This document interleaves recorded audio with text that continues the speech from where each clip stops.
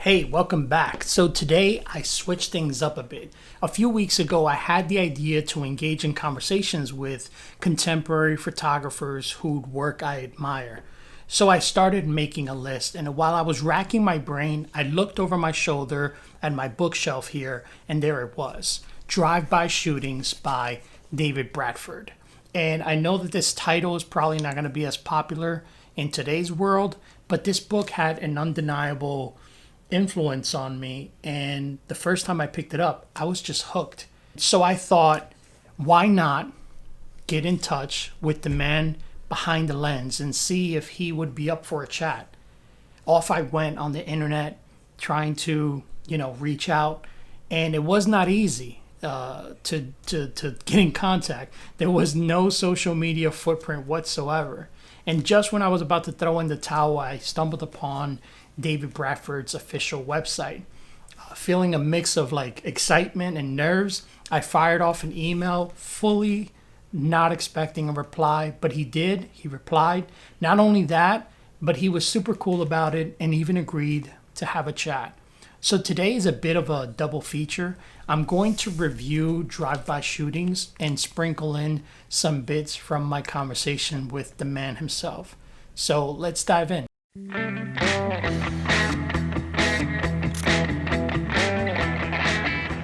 My name is David Bradford. I'm a New York taxi driver and photographer. I combine the two. I would like to go for a ride with you.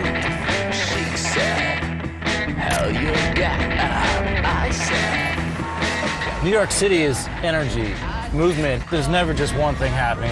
It's like 10 or 20 things. Calling her every day. I keep calling her every day.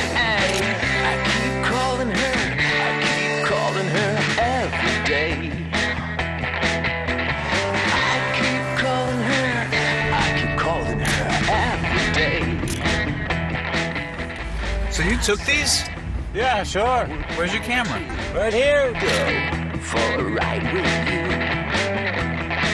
You gotta be ready for anything. Now picture this, a taxi driver who's not only navigating the roads of New York City, but is also traversing the world of art with his camera. David Bradford found a way to seamlessly blend the fast-paced world of taxi driving with the instinctual nature of photography, creating a unique tapestry of moments that few get a privilege to witness. It's my pleasure to bring to you David Bradford and his book, Drive-By Shootings. David, thank you again for, Yeah. being part of this. I really appreciate you. Well, one photographer to another. I mean, and if somebody else can learn something. I got to give you your flowers. I've had this book for a while, and this is my second purchase because I lent the other one, like I told you, and they never returned it. I don't know what happened to it, but when I did not have this book, I always thought of it, and I said to myself, I have to purchase it again, and I went and ordered it again. So now you don't think of it, right? No. Now I look through it, and every time I look through it, it's like I'm looking at it the first time, and it's just amazing. And do you know that I designed it? No, I did not know that you designed it. It's a novel. It's a photographic novel. Let's start from the beginning, David, if we could. My parents met, you mean? As a child, were you the shy type or were you the outgoing type? No, I wasn't in any of those categories. I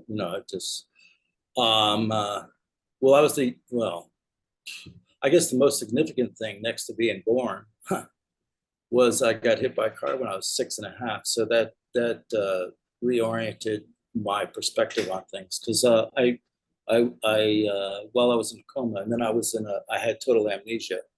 So, but I didn't know my parents when they wrote me back, but I made a lot of other stuff. At any rate, I just plugged back into the family. So it wasn't like I didn't say, hey, I don't know what's going on. I acted. At any rate, what that meant for me is I had to know what's really real, because basically I sort of forgot 1 through 5. So I had to like not waste time. I had to know what's really real. And actually, later I didn't think, well, it's a sort of a metaphysical question. So anyway, that's really when my eyes started to kick in, and more than normal. Yeah, like, Would you say that like your creative spark kind of came about after the accident? well, again, it was more focused because I used my eyes a lot more than I would have maybe. I mean, I realized I didn't think about the words body language, but I realized people's bodies were speaking more than what's coming out of their mouth sometimes. So I was just more privy to that stuff, and and I was really curious about the brain because I did some damage to it. And at any rate, then when I was a teenager, I got hold of a book called The Natural Way to Draw, and I studied 2 chapters dealing with drawing without looking at the paper. And for me, that meant that the unconscious would be uh, utilized a lot more. You learn to move your pencil, your pen at the same rate as your eyes when you're going over a subject, the nose or whatever it is you're drawing. Everything has character. So I figured if I could master that, then well, that's a step in the right direction. Then I would not be dictating to the paper, and nobody else would be dictating to me to it. My unconscious would be tapped in, and it did. Yeah, it got good. And so I applied for I inquired what's the best school, and I wound up going to Rhode Island School of Design, and that was a good move. Yeah.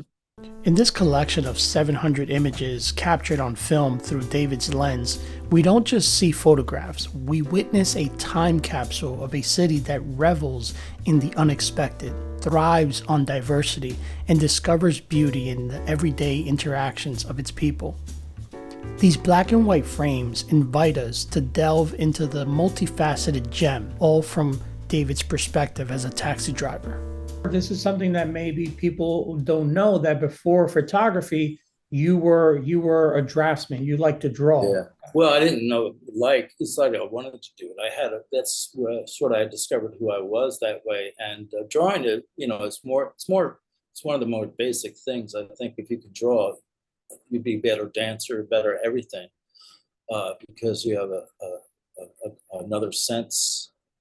Actually, if you're a dancer, you'd be a better drawer. Actually, but sense of space with your body. So in space. So anyway, yeah, I really my thing was drawing, and I was really good at that. In fact, there's the light isn't so good here, but this is one drawing I did. I'll turn this around. Can you see? Okay. Yeah, I can see it. Oh wow, Yeah, that's really detailed. Yeah, that was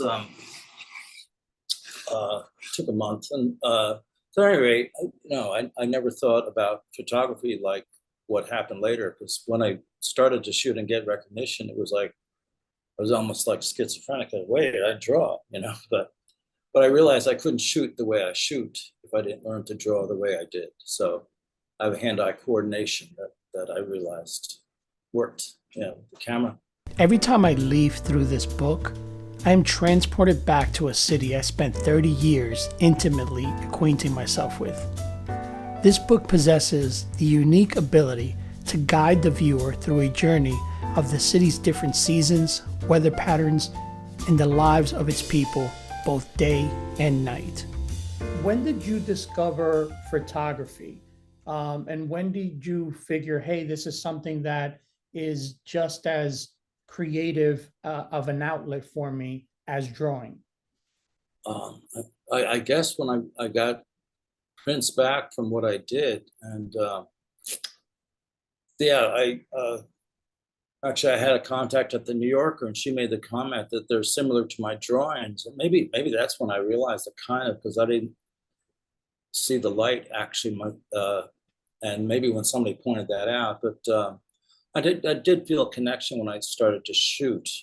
It just was a different sensibility. And then when I had prints made that were sort of like in large contacts, here's an example of the prints I had made at first. Mm-hmm. So Wow. yeah. Then from these strips, I would mark the one that I want and then write the contact number on the back, the negative number. And so I have quite a few. Actually, there's about 740 in drive-by shootings, and I probably have maybe another 1,000 shots that haven't been seen that are worthy. Yeah. Amongst the grandeur of the city's skyscrapers and landmarks, these photographs pay homage to the unassuming facets of everyday life. The simplicity of a street scene or a passerby reminds us of the beauty that exists in the mundane. Can you tell us what inspired you to take the camera inside the taxi? When I started driving, drawing was still my main focus, although I was shooting, and so it was a close second. And I was shooting for reference for drawings, and so when I shot, I was looking for something that I could draw. But and what I was using was my Leica M6, which is not a camera to use in a taxi regularly. So, I mean, I only did it at a red light, and I didn't shoot a lot. I looked for shots that I wanted to draw from, and not that you can really do that easily. At any rate, but then I was saving up for a Contax T2, which was cheaper, but yet a Zeiss lens. And somebody in my back seat told me about a Yashica T4. So I bought that, and that was I guess Panasonic and Leica had a contract that decade, the 90s. So, and then when I got these prints made in the small contact size, the two just went together beautifully. And they were like instant drawings. So I realized, whoa, just keep shooting. Because the way I shoot is I don't waste time by putting it to my eye. If I see something, I just reach out and get it. And I can tell my eye is over here or over here or behind me. Yeah. And so that worked. And again, they were like instant drawings. So I just made a portfolio. The pages were back to back. And maybe 5 pages in a small portfolio that I'd have in the front seat. And that's what you shared with customers? Yeah. I would, put 2 laminated 5x7s in the plexiglass. Not necessarily at night, but in the daytime. And if people were looking, I'd share the portfolio. And if there was a writer back there, he'd get a story. So quite a bit happened like that. The initial scoop that happened like that was I picked this guy up shortly after I was shooting. And I picked him up and he said where he wanted to go. And then he said, I know this guy. I turned around, David. His name was David. So he used to work at Saks Fifth Avenue, where I worked as an art director and in a different department.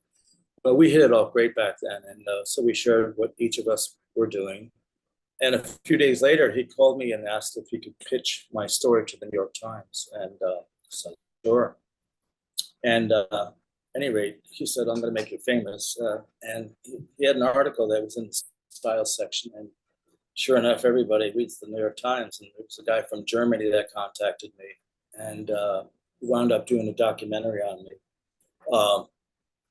But this was interesting. When he was looking at my portfolio, he said, this reminds me of German avant-garde photography.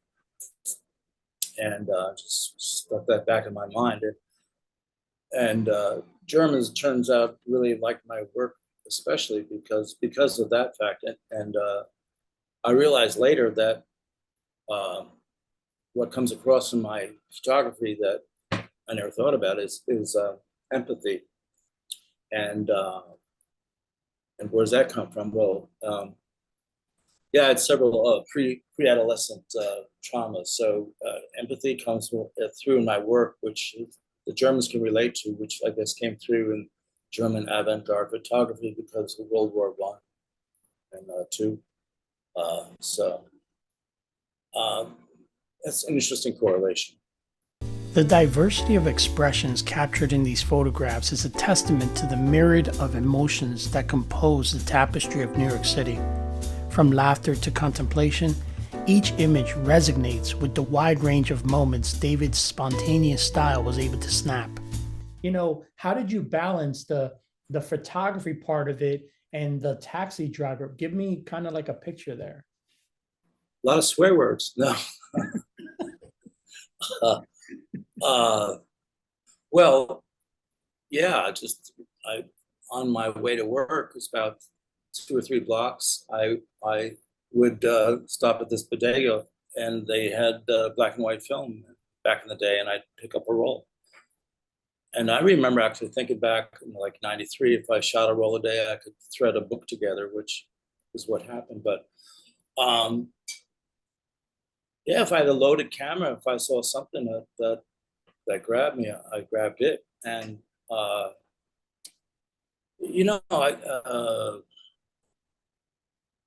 well, I can't say that I look for danger. It's more like I calculate it. Anything can happen anytime in New York City. And before I started driving, or when I was taking a class on it, I was more concerned about people in the back seat. Well, actually, there was more danger with people outside of the taxi. In the cab, you have to use your head, and they don't know what you're going to do either. So, but people on the outside, not that a lot happened, but just people in other cars, but people walking by sometimes too. You never know. So it could be heaven or hell or in between, a lot of in between. Stripped of color, the city takes on a new persona in black and white. The absence of hues allows us to focus on the essential elements, the architecture, the people, the energy, and invites us to see New York City in a different light. In the book, you mentioned that New York City is kind of like a stage, like a theater. And I always thought that too, as a kid growing up. And how did you say, what was it about the scene that made you go, oh, I need to capture this? Oh, it's instant. It's not like a thought process, really. Well, I'll correct that. I mean, sometimes I remember going down the FDR one time, and it was snow, and I could see the Queensboro Bridge ahead of me, enshrouded in the fog and snow, and I thought, well, it might be a great shot coming up. So something like that I can anticipate. But you turn a corner and bang, whoa, grab. There's no second thought. I mean, literally, my hand is on the trigger and ready to grab. It's just like that quickly, Right. So, in fact, there's times I did play with like lights, like in tunnels and stuff like that. I respect the camera, but it's like, it's not like, oh, you can only do certain things. I never had a class in photography, so I never learned what I couldn't do or what I could do. It was a lot of experimentation, and it's sort of like shopping almost. Like, oh, what would that look like? I want that. Let's see. Who knows? Let me grab it, see what it looks like later. There's different realities all over the place, especially like in the side mirror. Mm-hmm. I have like 100 shots that haven't been seen of side mirror shots. Another reality again, and the rain, all kinds of things. You have been in my psyche because I picked the book up early on, and you're right. That side view mirror is something that it's a frame within a frame. Exactly. I have a picture of a young man. I was leaving work. I would take my camera and have it on my lap, and one of my favorite pictures is a young man walking, and I captured him right in the side view mirror. And as I look back at your work, and I can see the influence play there. The book offers glimpses into the lives of the subjects. David manages to capture moments that are in between the glances and the fleeting interactions that are often overlooked, but collectively shape the book's narrative. Talk to me about, were you zone focusing? Were you critically focusing? What were your settings? Well, again, I never had him in class, but I was bowled away by, what the lens, what the Leica could do. And I got paid to move apartments, so I got an M6. So the deal back there, you sort of match up the two arrows, then you had the right setting. Mm. You know, I don't know about f-stops and all that stuff. Yeah. I never, I think I developed one negative once, but I didn't want to learn it because people could do that were better than me, and I didn't have the time. And I love the fact that there was this camera that had a pretty good lens that was fairly cheap, and it got what I wanted. There was no lag time. That's crucial. Yeah, I can't have any lag time. Was that your once you found that particular camera, was that like your main camera throughout the entire book? Oh yeah, yes, definitely. Once I saw the results of that, that was it. I have about six of them. Yeah. Okay. Okay. So what was your process like? You picked up the roll of film in the morning, and then when were you developing? Were you developing mid or at the end of the day, or how did it go? No, it was no, it was not like. I mean, I think there's one time I had over 100 rolls, not yet processed, and things happen. There was the gentleman from Germany paid for 100 rolls to get processed, Mm. and that was part of the documentary that he made. But there was another time where a couple were in my car, and the gentleman worked for Kodak, and he was in charge of all handheld camera in South America. He wound up getting me, I think it was almost 100 free rolls of film. So I mean, not that that happened a lot, but it happened, and so it made things work a lot. I would get rolls processed when I had the money. I had it shot, so I knew, it was good. It was stored. Usually, I would get stuff processed. Through David's captures, we witness the city from the perspective of its residents, the ordinary faces, the daily routines, the simple gestures remind us that New York City is not only a city of skyline, it's a community. You have like two pre-rolled cameras, or were you changing rolls at your lunch break? Well, changing the roll, I could do without looking. Yeah, no problem. Yeah, if it's raining or snowing, especially, I'd shoot. I'd definitely probably shoot more than one roll. And there were times where I wish I had the roll in my camera, but invariably you see some great shot when you don't have the film. Um, and it was a moody thing. I mean, it's not like, oh, good, I got a roll of film, I'm going to shoot. And sometimes it's like that, but it's a very moody job. So, yeah, my mood kind of matched, got it. It's really 6 days a week. It's like,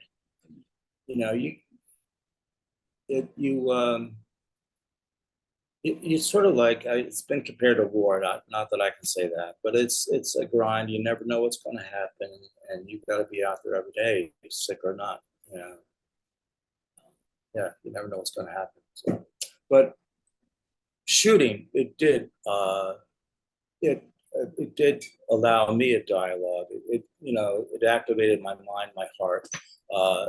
It was really my heart or my gut that took the picture. I facilitated taking it quickly because I trained to do it, I guess, ultimately. And I really liked the combination of driving and shooting. Each photograph in this book contributes to a unique note to a symphony of urban life. Together, they create a harmonious composition that echoes the rhythms of the city. Fast and slow, loud and soft, chaotic and serene. Now, when you started, what was the book? Was the book always the final destination, or did you just start and then the book idea came later? No, I realized that if I kept shooting, I could, string a book together. Those are the words. Yeah, I guess ultimately it would be a book. I remember, when I came up with the phrase drive-by shootings, I was one day I was shooting and driving. I was going by this scene. I went too fast, and I said to myself, "Shoot! I just drove by that. Wait, shoot! Drive-by shooting." So, I kept a journal, so I wrote that down and got the rights to that phrase. And it was like 6 years later, I used it when the book came out. And yeah, it was really interesting. It's about luck, it's about timing, it's about being prepared. There was one day, generally I would start my shift like, it varied with the day, sometimes 3 in the morning, but more likely 5:30. And I might take a break around 10 or so. And I finished the break and walked out to my cab again, which happened to be right on 8th Avenue and 19th here. And there were 3 people looking like they needed a cab. There was no traffic. They were standing in the street. I said, "Do you need a taxi?" Yeah. And so we get in. And so about a 15-minute ride, but they're speaking mainly German, a little bit of English. And I said, "Excuse me, are you from Germany?" "Yeah, well, we work here." And it turns out they work for a publisher. And then one of them sees the photograph and they see the photographs I have. And so anyway, they work for Kuhneman. And we exchanged cards. Well, let me just interject another story. This happened earlier. Um, uh, it was a very cold, like January morning, very early, still dark. And I was going up First Avenue, just beyond the UN. There's an apartment building that's, well-to-do people live there. And at any rate, the light was on, meaning they needed a taxi. So I turned in, and this elderly Black gentleman gets in, and he had to go to Mount Sinai. And it was a cold day. I think I spoke up first. "A freezing cold day, huh?" "Yeah, yeah. I used to live in Chicago." "Oh, you did?" "Oh, I did too." And we get to talking, and wound up showing him like my cab shots. And we get to Mount Sinai, and he said, "Do you have a pencil?" And so he writes something down. He said, "My name is Gordon Parks. You may get a call from Life magazine." Wow. So I was in Life magazine about 3 weeks later. Gordon Parks, and that was a trip. That was a short trip. Amazing. Wow. I know. Yeah, it was interesting. There was other stuff happening then. The New Yorker magazine was happening. Actually, with some of the first roles that came back, I thought right away the New Yorker. I had a connection there with my drawings. That's another story. But at any rate, so I went through them with a portfolio like the ones I showed you, and they loved them. But they said, "Right now, Richard Avedon has an exclusionary contract, but keep showing us." And so a couple more times I showed them. Then about a year later, they gave me my first assignment. And then there were 2 more assignments. And then they bought 24 images to run over a 2-year period, like 1 a month for 2 years. But before they implemented this, a new person joined the art department overseeing it. And that idea went out the window. So that was, but then the Life magazine was happening and some other stuff. But so at any rate, I would have a double-sided Xerox with my number on it, which I gave to these people from Germany that worked for Kuhneman.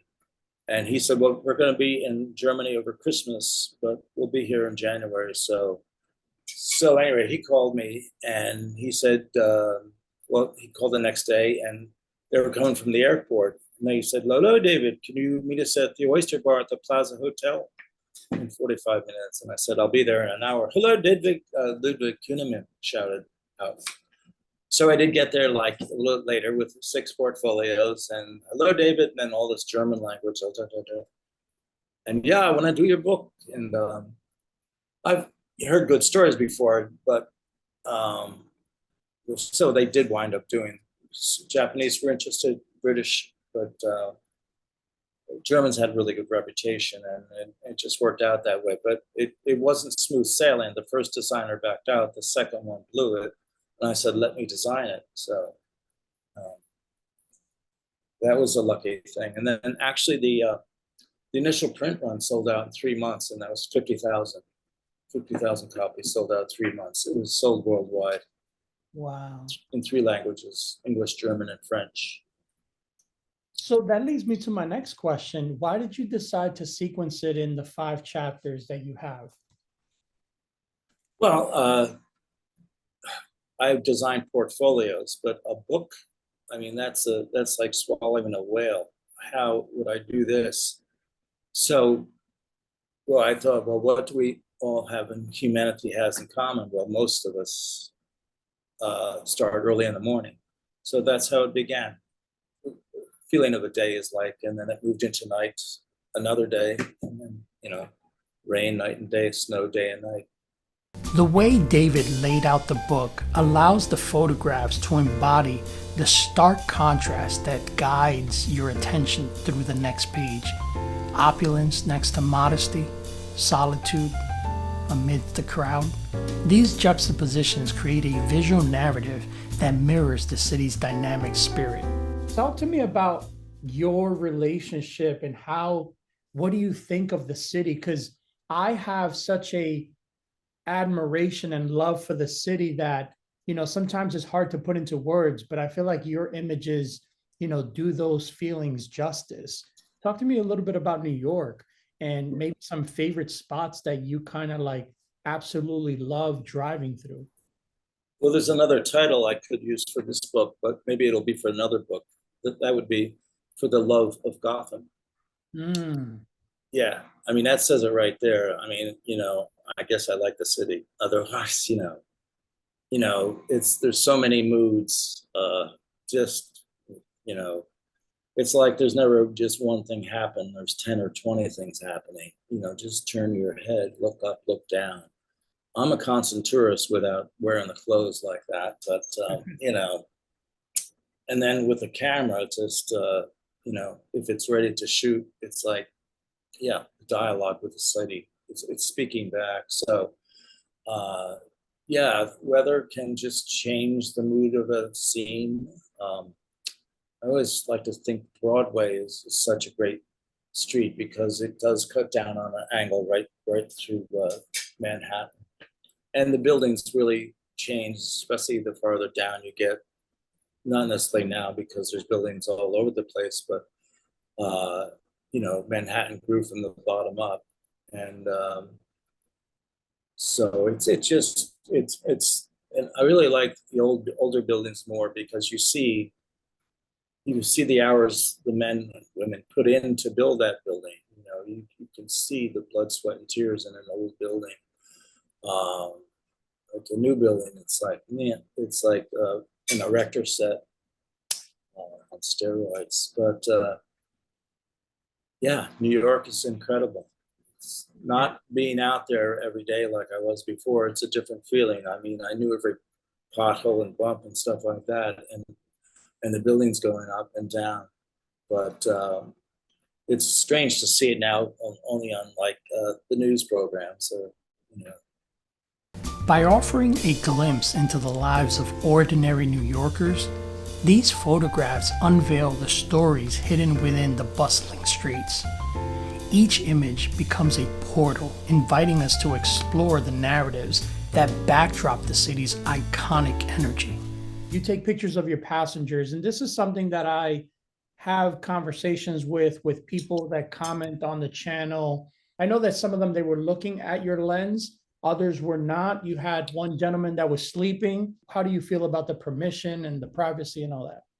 well, a lot of times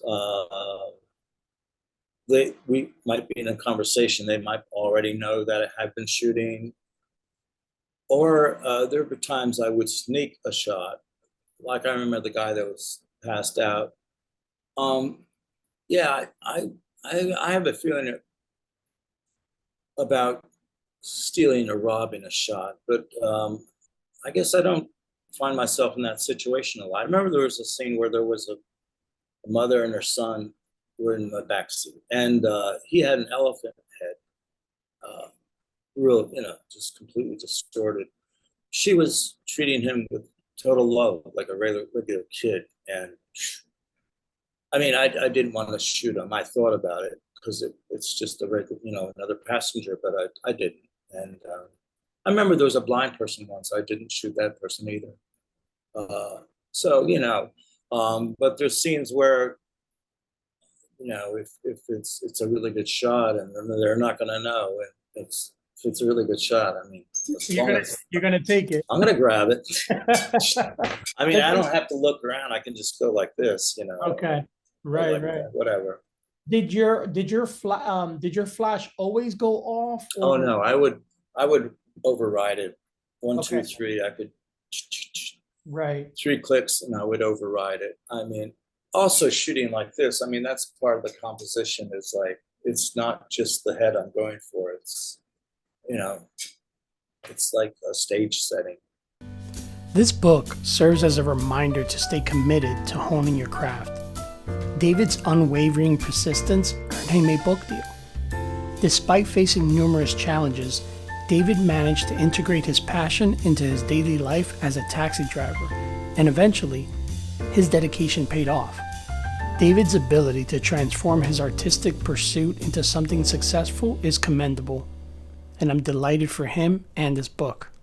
How do you express yourself now? Like, do you still take pictures? Like, what's your routine like now?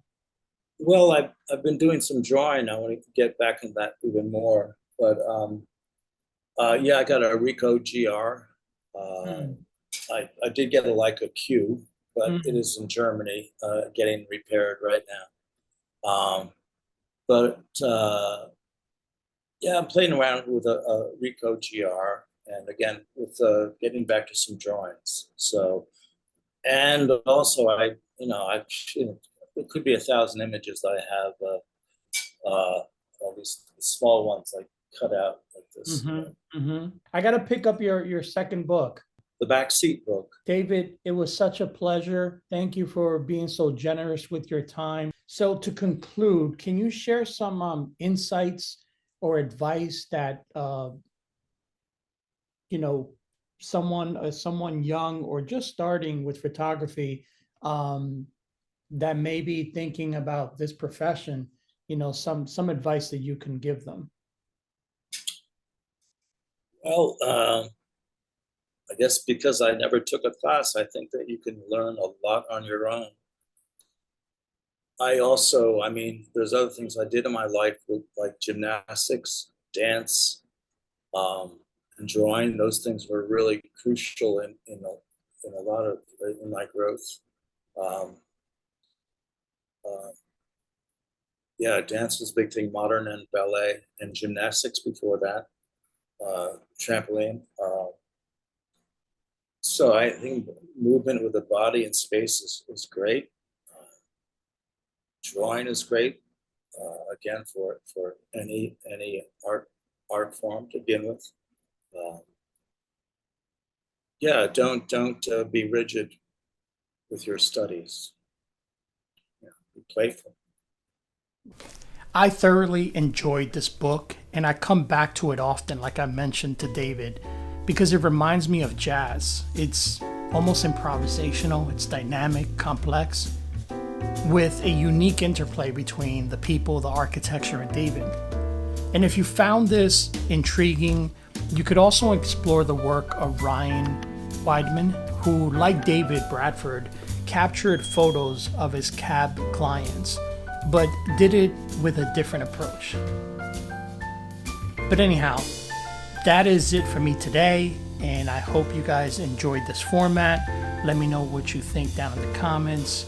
If you liked this video, please like and subscribe. You guys know the deal. And until my next video, let's keep creating.